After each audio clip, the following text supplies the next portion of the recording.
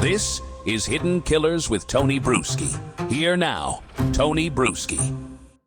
The question of what happened to Amy Bradley is the big one. Did she fall off? Did she get off? How did she get off?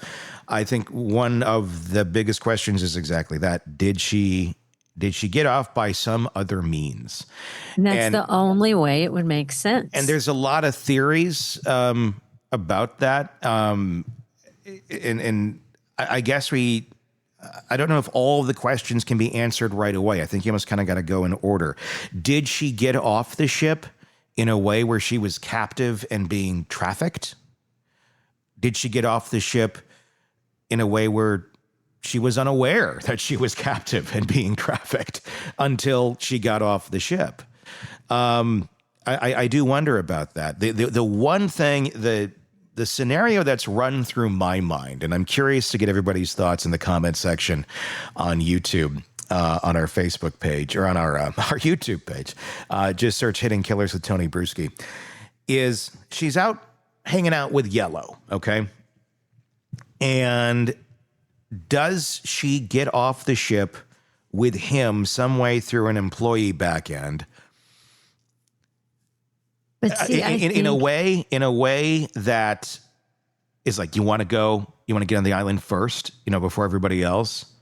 Okay, here's how we can do it. Like, and either like get into this oversized piece of luggage, get into this cart or this tray, or get into this box. And I'm just gonna go off here. I know how to get out. They're gonna scan my badge, and I'm out.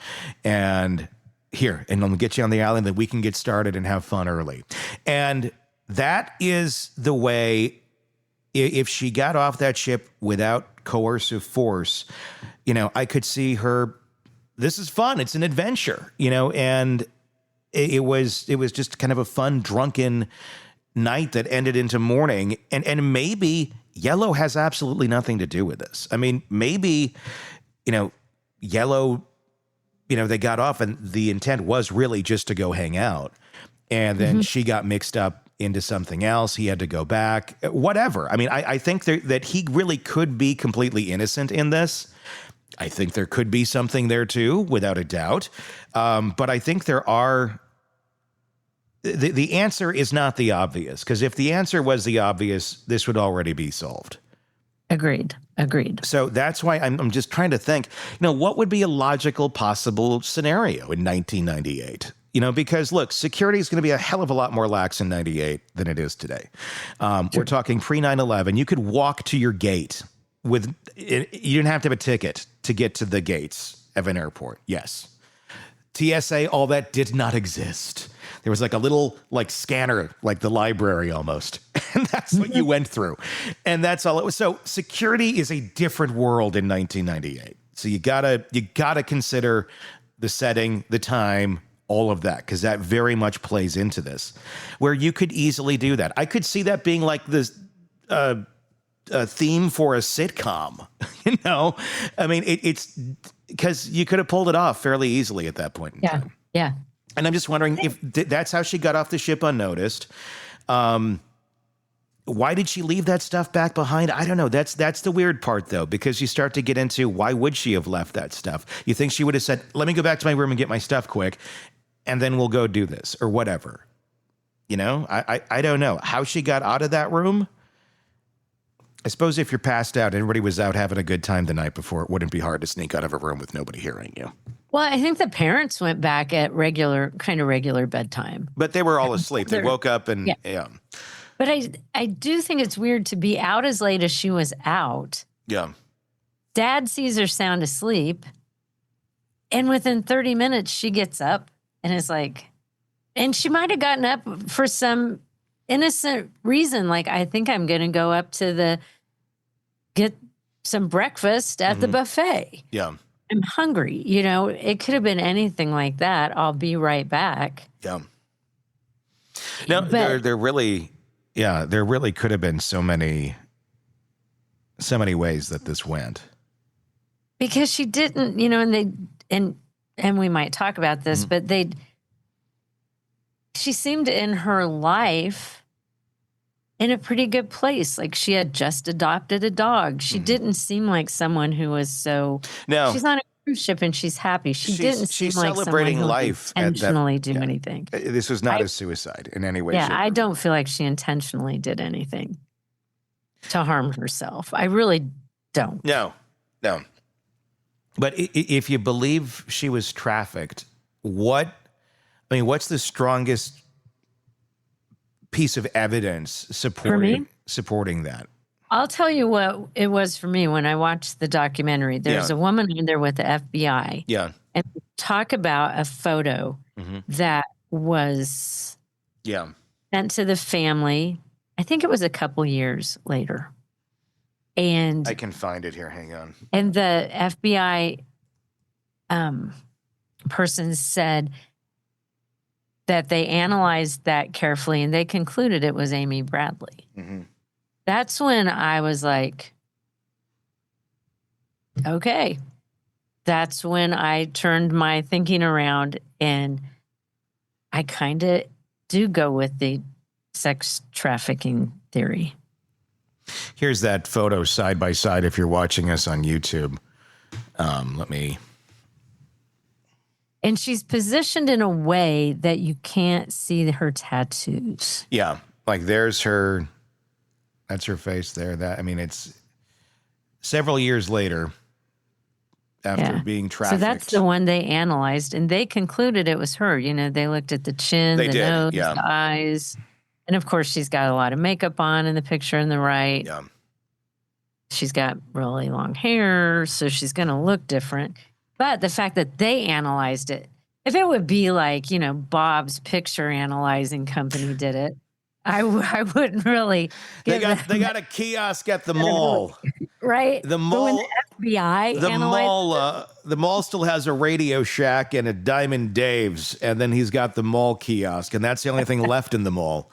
But Santa comes out once a year but he only works Tuesday from 3:30 to 4:30. Exactly. And that's it, because he's got a heavy drinking schedule. It's her. So that's when I'm watching this, and I'd heard of this case before, but I'd never really read much about it. Mm-hmm. But that's what turned my thinking around at that point. It still could be a woman who looked a whole lot like her, which is kind of disturbing, especially the fact that they would get that picture randomly. Mm-hmm. I don't know. I guess nowadays you could easily craft any picture from anything you wanted. Well, this was Back then, it was much to that. harder to do that. Yeah. Because nowadays it's like, is that real? I don't know. Well, and the question is, if it is real, I believe it to be. The photo people, the analyzers of that stuff are good, and digitally it could be analyzed as well, and it is her.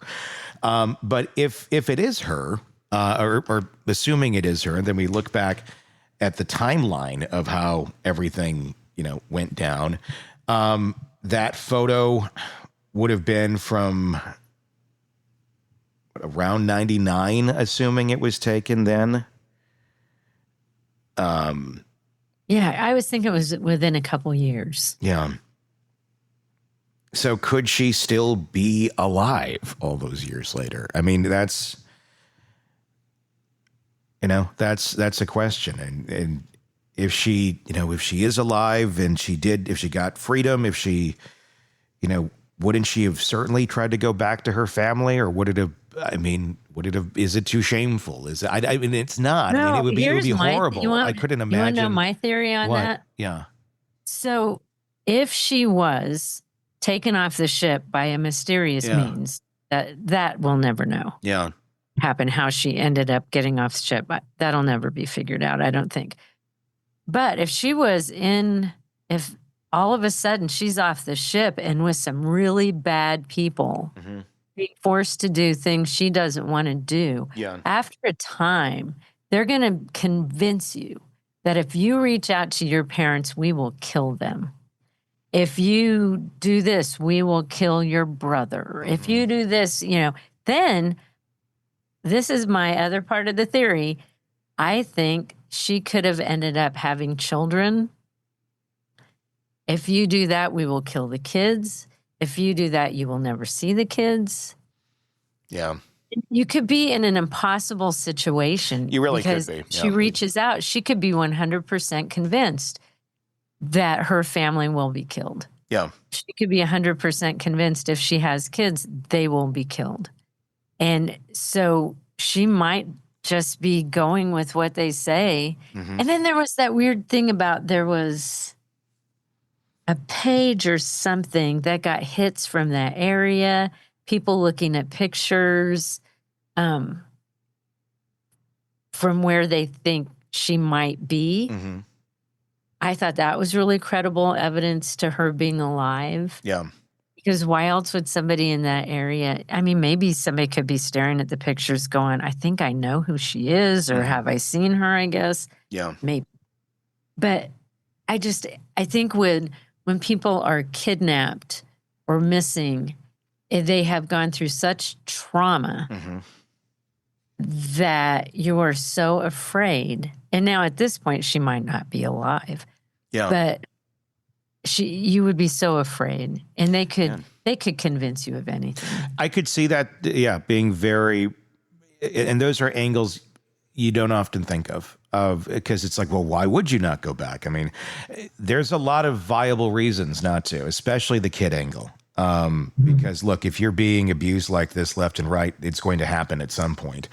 And so the likelihood that could be a factor, and then she's trying to, and she could still be in that sort of a situation to this day. And she could be with a really abusive person living in a very abusive situation. I mean, it could be like that's the type of situation that she could be in, where it's, cartel-like almost family, where she's Absolutely. in it. She's maybe a grandmother by now of her own kids, and this is how life has to be. Otherwise, she risks them dying and herself. I don't know. I mean, that goes to an extreme, but that's a pretty dark world that one can be in. Very dark. I think the likelihood is more that she's been killed at some point in time, and not this story of, cartel wife to the queen or to the king. Yeah. I mean, and it's horrible. As horrible as that is, I would rather, I just wouldn't want her to live a life like that. I mean, I can't ever go, here's what I would do if I was mom and dad. I mean, I can't imagine this. I can't imagine the family. Like I after I watched that documentary, when I finished it, I just sat there thinking about that for the longest time. I've been on 11 cruises. I couldn't imagine if I was sharing a room with 3 of my family members and one of them disappeared. Someone could fit you into a suitcase pretty easily, I think. How do you go on? How do you, I felt so bad for him. Like at some point you have to go home. And you just have this emptiness, and every day you're sitting there in the ship. The parents and the brother watching them be interviewed, I just wanted to hug him. I was like, I can't imagine what they've gone through. And it never leaves every day, because the not knowing, there's no closure. There's all these horrible possibilities that could have happened to her. I mean, at this point, I almost would prefer that something happened and she did go over and was never found. If you're looking, because of the two options there, I wouldn't want her to be sex trafficked. Oh my God, that would be horrific. Yeah. But then there are people like the one woman who saw her in the bathroom, or said she saw her in the bathroom, and that woman she saw in the bathroom said her name was Amy. Yep. And that's the thing. That woman seemed very credible to me. Want more on this case and others? Then press subscribe now and don't miss a moment of true crime coverage from Tony Brueski and the Hidden Killers podcast.